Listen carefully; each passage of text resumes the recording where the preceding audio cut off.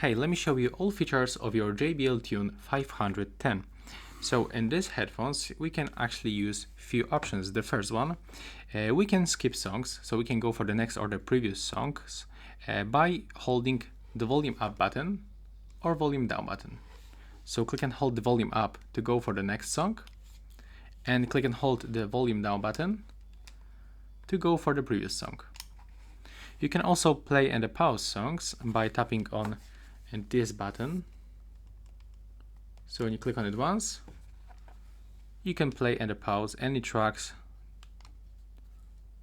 by simple tap. You can also volume up and volume down by using these volume buttons. So press once to volume up and press once on the volume down to volume down.